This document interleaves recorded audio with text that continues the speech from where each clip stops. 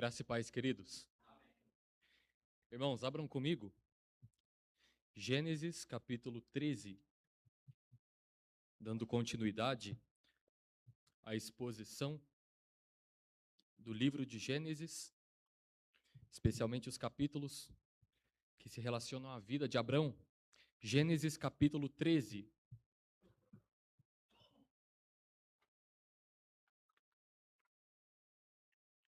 Gênesis capítulo 13.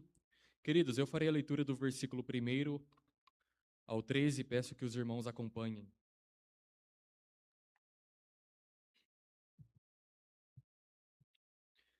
A palavra do Senhor, meus irmãos, diz assim: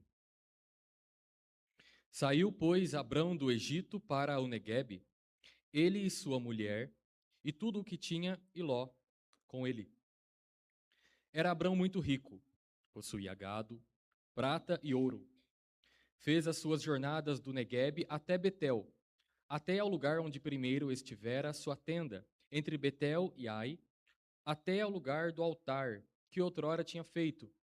E aí Abrão invocou o nome do Senhor. Ló, que ia com Abrão, também tinha rebanhos, gado e tendas. E a terra não podia sustentá-los, para que habitassem juntos, porque eram muitos os seus bens, de sorte que não podiam habitar um na companhia do outro. Houve contenda entre os pastores do gado de Abrão e os pastores do gado de Ló. Nesse tempo, os cananeus e os ferezeus habitavam essa terra. Disse Abrão a Ló: Não haja contenda entre mim e ti, e entre os meus pastores e os teus pastores, porque somos parentes chegados. Acaso não está diante de ti toda a terra? Peço-te que te apartes de mim. Se fores para a esquerda, irei para a direita. Se fores para a direita, irei para a esquerda. Levantou Ló os olhos e viu toda a campina do Jordão, que era toda bem regada, antes de haver o Senhor destruído Sodoma e Gomorra, como o jardim do Senhor, como a terra do Egito, como quem vai para Zoar. Então Ló escolheu para si toda a campina do Jordão e partiu para o oriente. Separaram-se um do outro.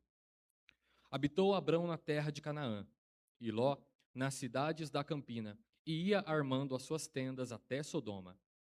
Ora, os homens de Sodoma eram maus e grandes pecadores contra o Senhor. Queridos, até aqui a leitura da palavra de Deus. O tema que eu quero tratar com vocês nesta noite é: confie no Senhor quando as bênçãos testarem seu coração. Mas antes de ouvirmos a exposição da palavra, oremos ao Senhor rogando graça da parte dele. Oremos. Deus santo, Deus amado, Senhor, neste momento estamos diante da tua palavra. Temos a plena certeza, ó Pai, que a tua palavra é poderosa, é eficaz, é inerrante, infalível, porque procede do Senhor. Ó Senhor, e sabemos também que não existe poder no pregador, nem no instrumento que o Senhor usa, mas existe poder no Senhor que utiliza o pregador.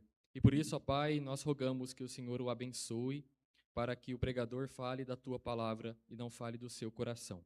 Nós oramos a ti, rogando graça e misericórdia, em nome de Cristo. Amém. Meus irmãos, não é raro vermos pessoas que, ao receberem bênçãos da parte de Deus, se esquecem dele ou não se lembram mais dele. Eu tenho certeza que os irmãos conseguem pensar em várias pessoas que clamaram a Deus por determinadas bênçãos, determinadas posses, e quando receberam essas determinadas bênçãos e posses, logo se esqueceram do Senhor, logo o abandonaram. Por exemplo, uma pessoa diante do desemprego clama a Deus, confia nele, que no Senhor ele obterá um emprego, e quando ele consegue aquele emprego, ele faz do emprego um ídolo e não se volta para o Senhor em gratidão e obediência. As bênçãos que recebemos, meus irmãos, podem ser grandes testes em nossa vida. Isso é uma verdade. As bênçãos que recebemos podem ser grandes testes em nossa vida. As bênçãos que recebemos têm poder de revelar aquilo que está em nosso coração. Nós revelamos os nossos desejos e motivações mais íntimos. E nesse texto nós vemos como dois servos de Deus reagem de modo diferente às bênçãos recebidas da parte de Deus. Nós temos aqui o relato de Abrão e Ló e a contenda que acontece entre os seus pastores. Quero lembrar vocês do contexto. Abrão, meus irmãos, foi chamado soberanamente por Deus de Ur dos Caldeus. Deus o chamou para ir a uma terra que ele ainda o mostraria. E Deus fez inúmeras promessas a Abrão. Em Abrão, todas as famílias da terra seriam benditas, Abrão seria abençoado. Por meio de Abrão, Deus faria uma grande nação. Abrão, então, confiante nessas promessas, sai de Ur dos Caldeus, levando consigo sua mulher, chamada Sarai, levando muitas outras pessoas e também o seu sobrinho, chamado Ló. Eles então chegam à terra de Canaã e lá o Senhor promete que daria aquela terra à sua descendência. E como resposta a essa promessa, Abraão sai pela terra prometida, edificando vários altares, reivindicando a terra para o Senhor. E na terra prometida acontece algo inesperado, uma grande fome. E sem confiar no Senhor, Abraão vai para o Egito. Ele desce para o Egito para lá conseguir alguns bens para se livrar daquela grande fome. E nós vemos o deslize do patriarca, do pai da fé. Ele bola um esquema, porque ele considera que os egípcios, ao verem a sua mulher, chamada Sarai, e verem a sua beleza, Abrão considera que os egípcios vão matá-lo para então ficar com ela. E então Abrão conversa com Sarai e ele bola um estratagema. Ele diz: Sarai, quando os egípcios virem você, você deve dizer que, na verdade, é minha irmã. Vejam, Abrão quer omitir o fato que a Sarai é sua mulher. E quando os líderes que estão debaixo da supervisão de Faraó olham para Sarai, eles contam para Faraó da sua beleza. Faraó então toma Sarai, pensando que ela não é mulher de Abrão, que ela é somente a sua irmã. Faraó toma Sarai e Abraão passa a ser bem tratado. Abrão enriquece no Egito por causa de Sarai. Mas Deus, meus irmãos, protege Sarai. E no versículo 17 do capítulo 12, nós vemos que Deus puniu Faraó e trouxe diversas pragas sobre a sua casa, sobre a sua casa. Então Faraó deixa com que Sarai vá embora e que ela saia juntamente com Abrão para que eles saiam do Egito. E aqui nós temos Abrão retornando do Egito, voltando para o Neguebe, ou seja, ele está voltando para a terra prometida. Abrão, meus irmãos, no Egito falhou, mas agora temos um relato onde Abraão não falha. Ainda que o episódio no Egito seja caracterizado pela falta de fé, nesse relato, na contenda dos pastores de Abrão e Ló, nós temos Abrão respondendo com fé, com confiança às promessas do Senhor. A fome foi o primeiro teste de Abrão.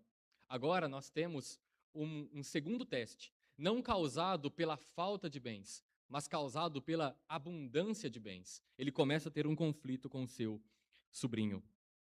E essa abundância cria uma situação que envolve a terra prometida, Abrão e Ló. E Abrão expressa sua confiança no Senhor. Meus irmãos, o nosso coração é enganoso. O nosso coração é pecaminoso. As bênçãos que recebemos de Deus podem facilmente se tornar ídolos para nós. Por isso, esse relato é tão importante, porque nós devemos, diante das bênçãos recebidas, confiar no Senhor, porque elas podem facilmente se tornar ídolos em nossa vida. Elas são testes de Deus sobre nós. Então, diante disso, confie no Senhor quando as bênçãos testarem seu coração.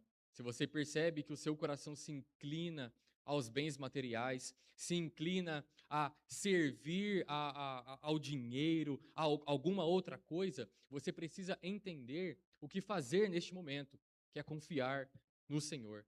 E o texto, meus irmãos, apresenta 3 modos pelos quais nós expressamos a nossa confiança no Senhor quando as bênçãos testam nosso coração. A primeira verdade que o texto apresenta é que nós confiamos no Senhor adorando o nome dele. Então, como nós expressamos a nossa confiança no Senhor diante das tentações quanto às bênçãos que recebemos? Adorando o nome dele, adorando o seu nome. Vejam os versículos de 1 a 4. Saiu, pois, Abrão do Egito para o Neguebe, ele e sua mulher, e tudo o que tinha, e Ló com ele. Abrão era muito rico, possuía gado, prata e ouro. Fez as suas jornadas do Neguebe até Betel, até ao lugar onde primeiro estivera a sua tenda, entre Betel e Ai, até ao lugar do altar que outrora tinha feito. E aí Abrão invocou o nome do Senhor. Então vemos, irmãos, que Abrão sai do Egito com sua mulher, com seus bens e com Ló. E ele havia enriquecido lá no Egito por causa de Sarai, por causa daquela estratégia que ele havia bolado. Ele colocou a castidade, ele colocou a vida da sua mulher em risco e em troca ele foi abençoado por Faraó.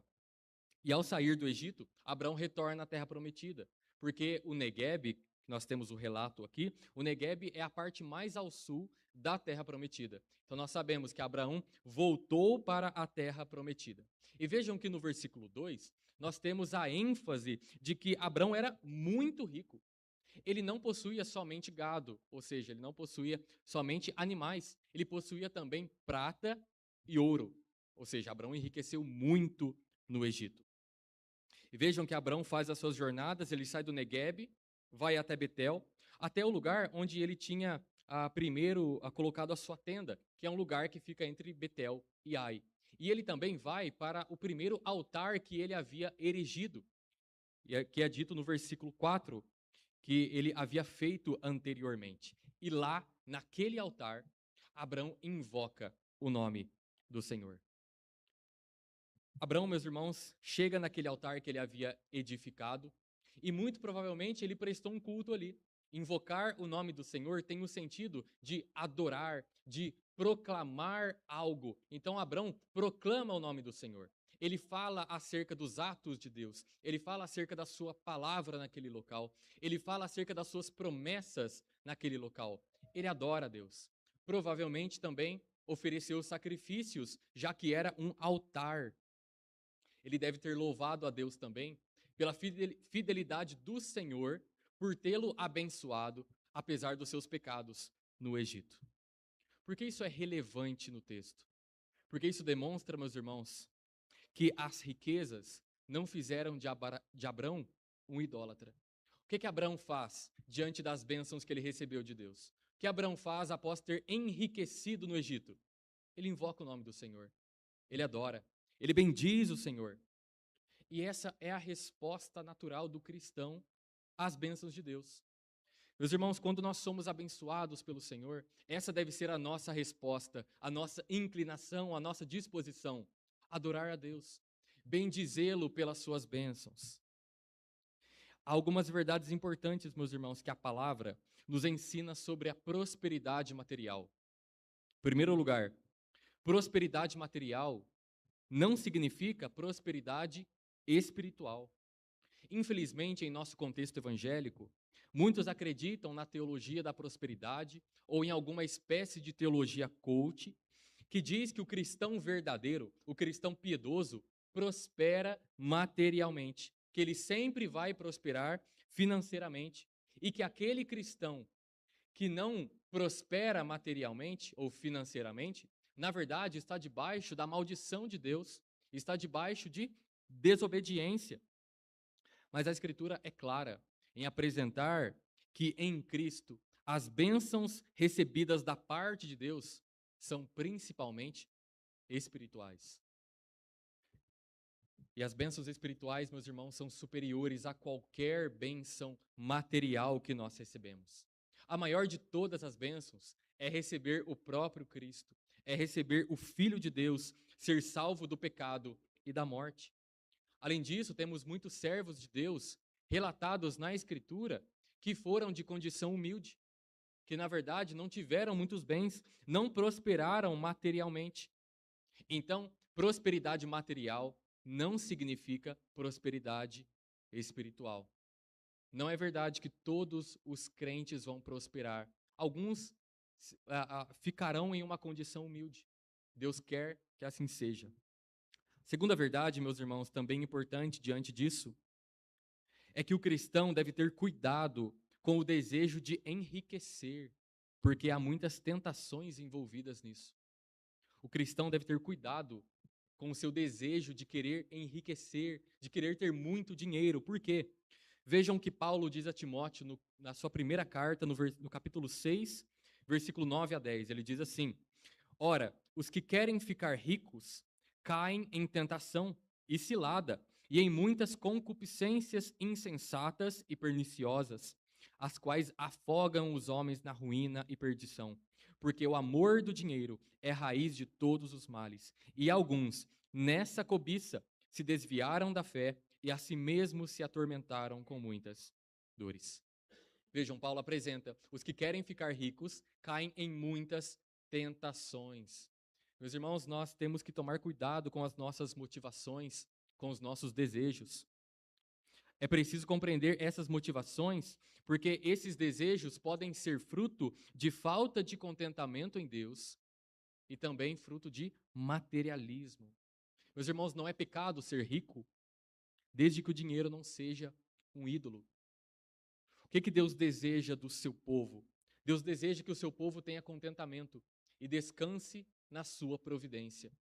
Deus há de exaltar alguns financeiramente e não outros, e devemos estar contentes com isso.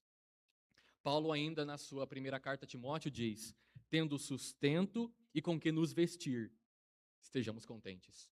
Então pense diante da sua realidade financeira. Se você tem sustento e com que se vestir, pergunte se você está contente com isso, você está descansado no Senhor, o seu coração se aquieta na providência de Deus, ou você deseja sempre mais, você nunca está satisfeito. É importante pensar sobre isso. Se você tem recebido bênçãos da parte de Deus, adore o Senhor por isso. Deus tem dado a você muito mais do que você precisa às vezes. Deus dá mais do que você precisa. Deus enche você de bênçãos materiais. Deus dá a você o sustento, vestes, coisas boas para comer, um lugar agradável para estar. Então responda às bênçãos de Deus com confiança nele e com adoração. E para você que é de condição humilde, adore o Senhor dessa mesma forma. Ainda que você não tenha tanto, ainda que você tenha somente o suficiente, adore a Deus pelas bênçãos espirituais principalmente. Meus irmãos, devemos nos voltar a Deus com louvor e adoração pelas bênçãos que recebemos em Cristo. Vejam que nós recebemos perdão dos nossos pecados, somos reconciliados com Deus, somos salvos da morte, somos transportados para o reino do Filho do amor, reino de Cristo. Meus irmãos, nós somos feitos filhos do Senhor e estamos sob o seu cuidado paternal. Vejam que coisa maravilhosa, o Senhor nos trata como filhos amados. Então louvemos ao Senhor pelas suas bênçãos. Adore ao Senhor porque Ele providenciou para você um substituto para morrer no seu lugar. No nosso culto pela manhã, nós nos lembramos desse ato de Cristo, que na cruz do Calvário Ele se entregou por nós. Ele tomou a ira de Deus em nosso lugar. E o que nós devemos fazer em relação a esse ato tão grandioso de amor? Devemos adorá-lo, devemos bendizê-lo. Então confie no Senhor quando as bênçãos testarem seu coração. Em primeiro lugar, adorando o nome do Senhor. Invoque o nome do Senhor. Bendiga o Senhor. Adore-o pelas bênçãos recebidas. Em segundo lugar, confie no Senhor quando as bênçãos testarem seu coração, promovendo a paz para evitar contendas. Promovendo a paz para evitar contendas. Vejam o relato do versículo 5 a 9. Diz assim: Ló, que ia com Abrão, também tinha rebanhos, gado e tendas. E a terra não podia sustentá-los para que habitassem juntos, porque eram muitos os seus bens, de sorte que não podiam habitar um na companhia do outro. Houve contenda entre os pastores do gado de Abrão e os pastores do gado de Ló. Nesse tempo, os cananeus e os ferezeus habitavam essa terra. Disse Abrão a Ló: Não haja contenda entre mim e ti, entre os meus pastores e os teus pastores, porque somos parentes chegados. Acaso não está diante de ti toda a terra? Peço-te que te apartes de mim. Se fores para a esquerda, irei para a direita. Se fores para a direita, irei para a esquerda. Queridos, nessa parte temos a contenda entre os pastores de Abrão e de Ló. Após Abrão ter recebido as promessas do Senhor em Ur dos Caldeus, o seu sobrinho Ló vai com ele. Ló era filho de um homem chamado Arã, que era filho de Tera, pai de Abrão. E Abraão, muito provavelmente, passou a cuidar de Ló como se fosse o seu filho após a morte de Arã. Então, ele era uma pessoa muito querida para o patriarca. E vejam que no versículo de número 5, é dito que Ló também possuía muitos bens, ele também havia enriquecido. Nós não sabemos em que momento Ló enriqueceu. Talvez tenha sido no Egito, mas nós não temos menção dele naquele relato. Mas o que nós temos aqui é que ele enriqueceu muito também. E a riqueza de ambos era tão grande que a terra não podia sustentá-los. A terra não tinha espaço suficiente para todo mundo. E vejam que no versículo 7 começa dizendo: e houve contenda entre os pastores de Abrão e Ló. É provável que a contenda fosse causada pela falta de pasto, pela falta de água. Então os pastores, pela falta de espaço, falta de pasto, falta de água, começaram a brigar, começaram a contender. E vejam que nós temos também uma explicação aqui no versículo 7. Está escrito: nesse tempo, os cananeus e os ferezeus habitavam essa terra. Essa informação está aqui para demonstrar que havia mais pessoas na terra prometida. Havia mais povos no local onde Abrão e Ló estavam morando. Então isso ajudaria os leitores a entender, nossa, de fato, havia tanta pessoa naquela terra que os pastores não podiam ficar no mesmo lugar, e começou uma grande contenda.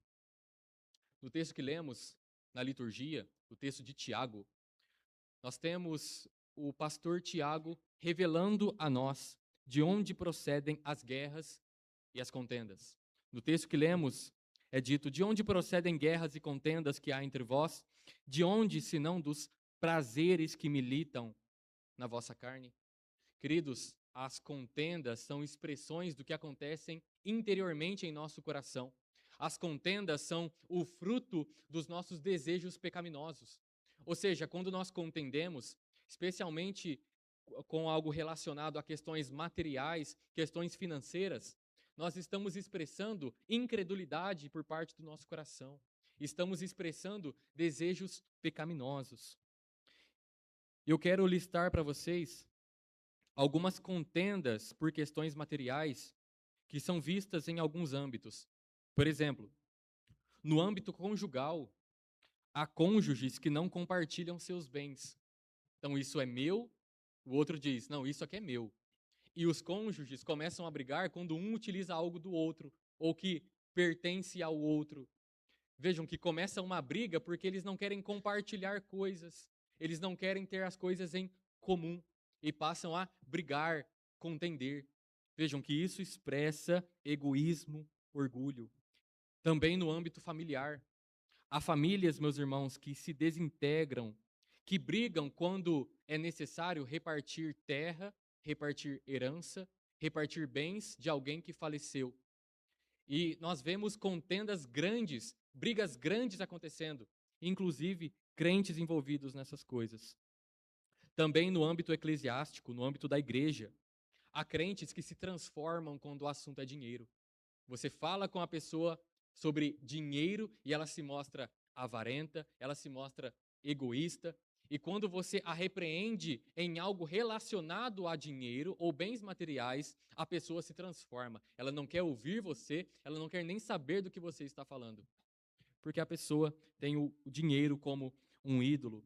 Então vejam quantas expressões do nosso coração pecaminoso, dos nossos desejos pecaminosos que se mostram em contendas e brigas.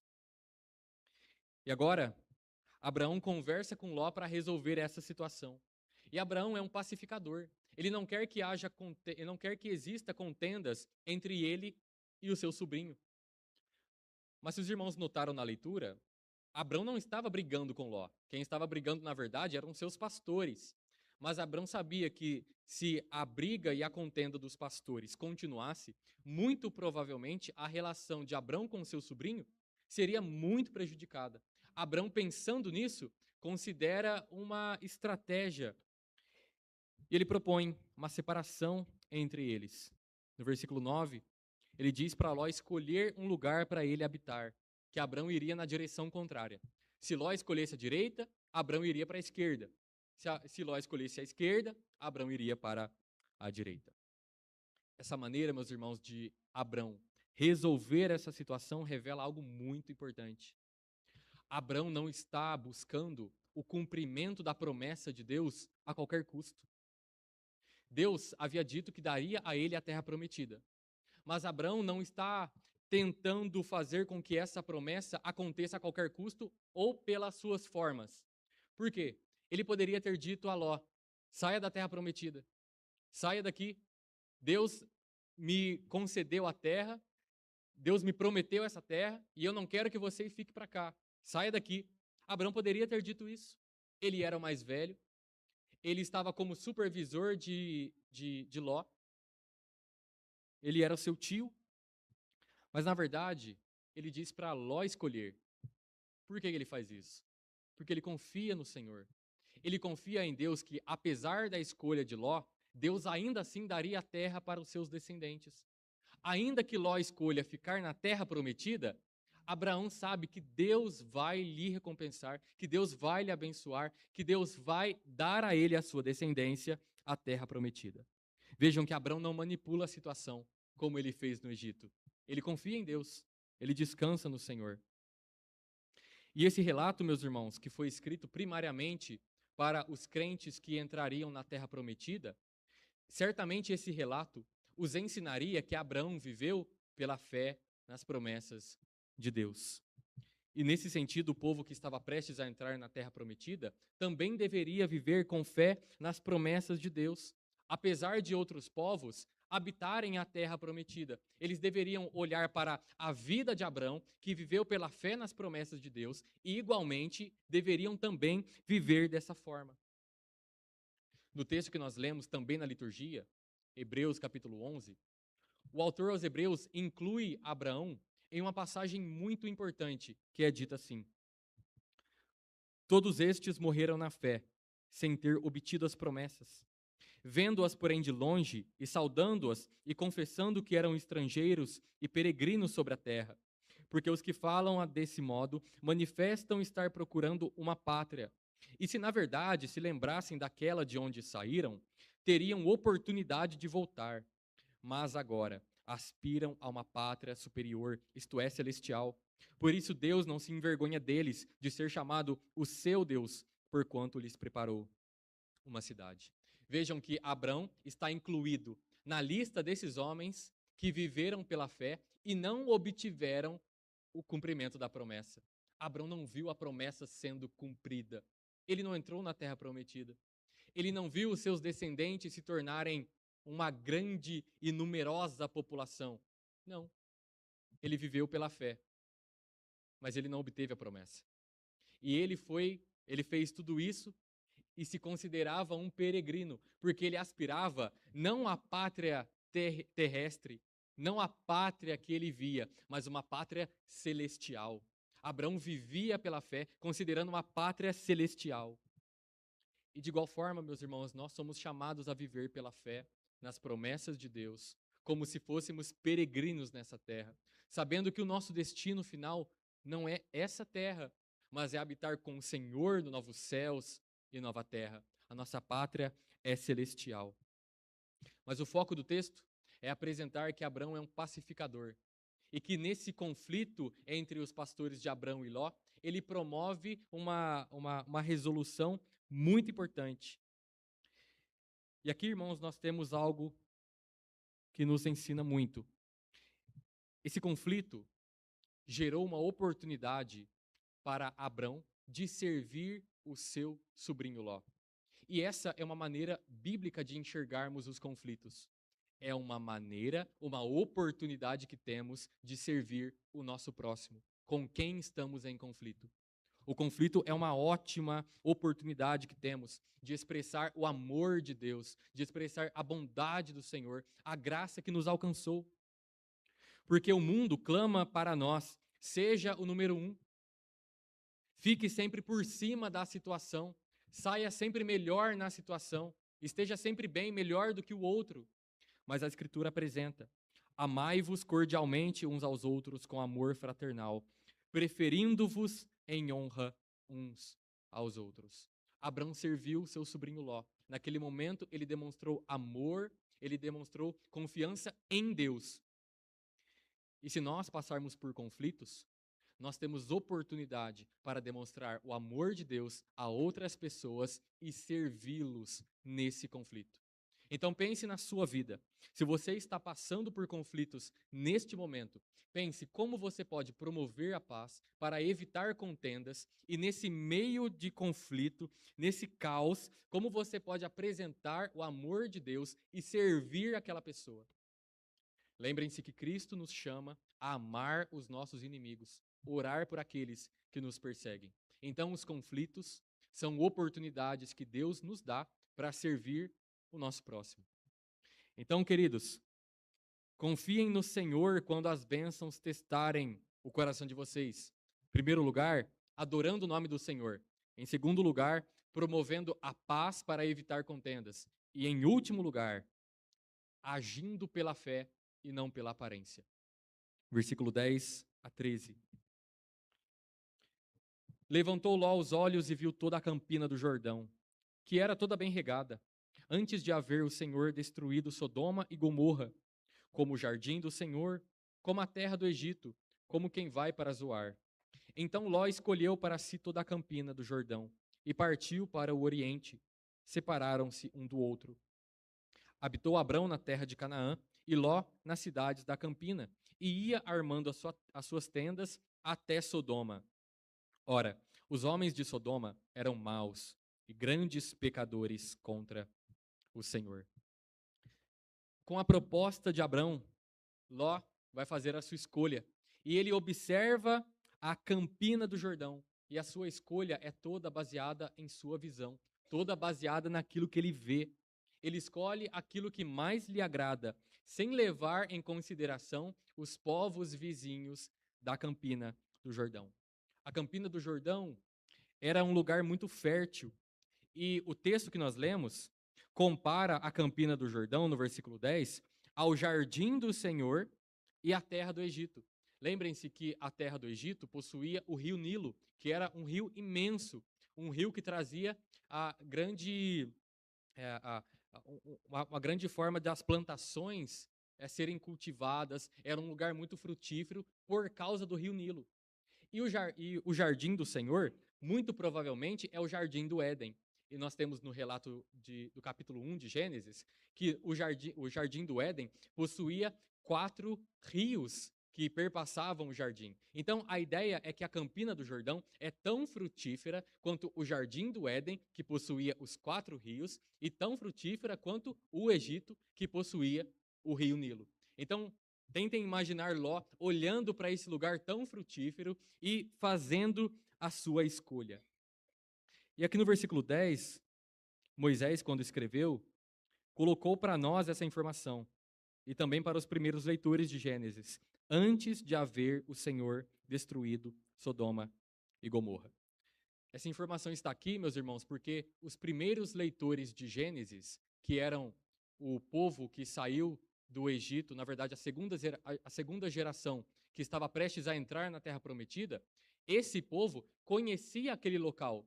Só que eles não conheciam como um lugar frutífero. Por quê? Porque no tempo deles, o Senhor já havia destruído aquele local. Deus, em Gênesis 19, vai trazer juízo sobre Sodoma e Gomorra, transformando aquele local em um local inóspito, um local não apropriado para o cultivo, não apropriado para plantação. Então é por isso que Moisés escreve isso. No versículo 12, meus irmãos, nós temos um contraste aqui. É dito que habitou Abrão na terra de Canaã e Ló nas campinas do Jordão. Vejam, Abrão permanece na terra prometida. Ló sai da terra prometida. E esse é o contraste. Abraão, pela fé, permaneceu lá. Mas Ló, não tendo uma atitude baseada na sua fé, mas baseado naquilo que vê, escolhe sair da terra prometida. E isso é muito significativo, porque Ló sabia das promessas de Deus. Ló sabia que a terra de Canaã seria dada à descendência de Abraão e que Abraão seria muito abençoado ficando na terra. E a terra de Canaã é grande, mas ele escolhe sair de lá. Ele escolhe com base na sua visão.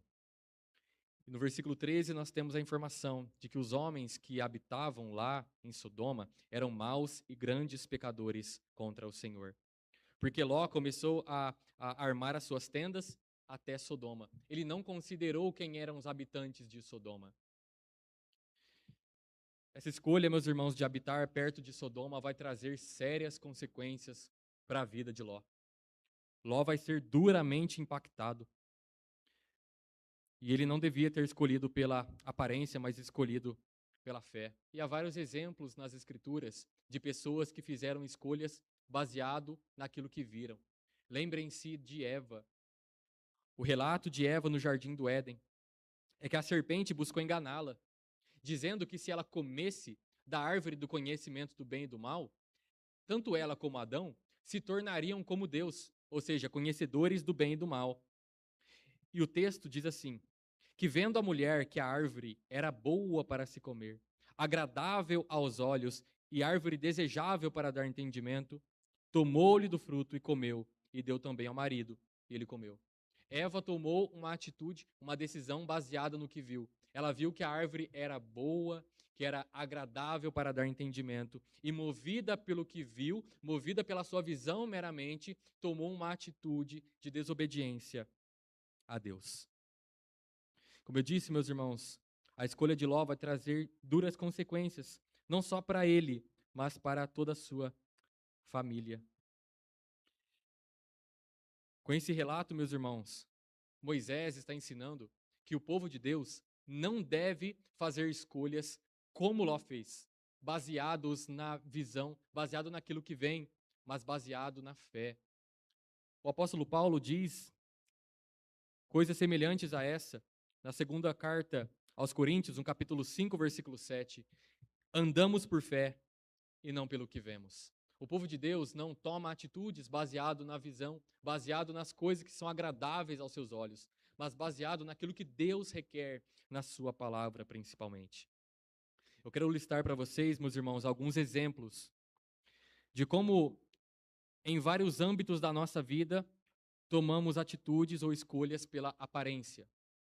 Na vida individual, muitos jovens, ao escolherem alguém para se relacionar ou casar, escolhem com base na aparência. A escolha, meus irmãos, deve ser feita não com base na aparência, mas com base no que a palavra de Deus requer. Então, aos meus irmãos solteiros, ao escolherem alguém para se relacionar, não escolham alguém com base na aparência. Procurem no outro as virtudes de Cristo. Olhem para essa pessoa, encontrem o fruto do Espírito, vejam se essa pessoa teme a Deus, se essa pessoa anda nos caminhos do Senhor, e então ore e escolha. Muitos hoje colhem frutos amargos por terem escolhido alguém pela mera aparência. Tem um casamento ruim que não agrada a Deus. Lembremos, Deus não se agrada do julgo desigual. Não queira se relacionar com alguém que é inimiga ou inimigo do seu Deus.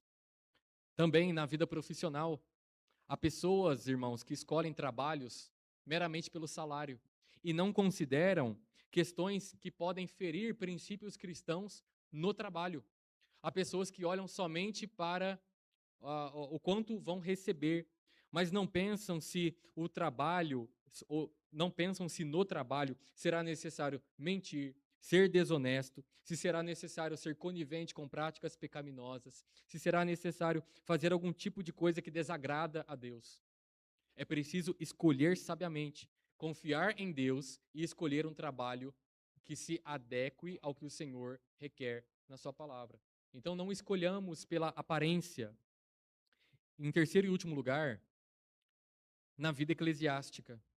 Meus irmãos, quando se trata de escolha de oficiais, infelizmente muitos procuram fazer a sua escolha também com base na aparência. Procuram alguém que seja sucedido financeiramente, alguém que aparenta ser uma pessoa boa ou piedosa, mas não faz a sua escolha com o crivo da Escritura. Como nós escolhemos alguém para ser um oficial na igreja de Cristo, olhando a palavra de Cristo. Se a pessoa se adequa àquilo que está escrito acerca de como deve ser um presbítero, acerca de como deve ser um diácono, então devemos fazer a nossa escolha. Infelizmente, em muitas igrejas presbiterianas, muitas pessoas elegem pessoas pela sua capacidade de empreender, pelo seu poder aquisitivo, pela quantidade de dinheiro, pelo seu sucesso financeiro. Não façamos isso, meus irmãos. Não escolhamos pela aparência. Então, como eu disse, a nossa escolha não deve ser pela aparência. Por isso, a nossa escolha deve ser, meus irmãos, naquele que é relatado como não tinha aparência nem formosura. Olhámo-lo, mas nenhuma beleza havia que nos agradasse. Era desprezado e o mais rejeitado entre os homens. A nossa escolha deve ser essa pessoa que é retratada, que é descrita como alguém que não tinha aparência. A nossa escolha deve ser sempre confiar em Cristo para tomar qualquer decisão em nossa vida. Deve ser de depositar a nossa confiança nele, pedir sabedoria da parte dele, para então agirmos conforme Deus requer na sua palavra. Então confie no Senhor quando as bênçãos testarem seu coração. E aqui eu concluo, lembrando os irmãos das 3 verdades que o texto apresenta. A primeira delas é adorando o nome do Senhor.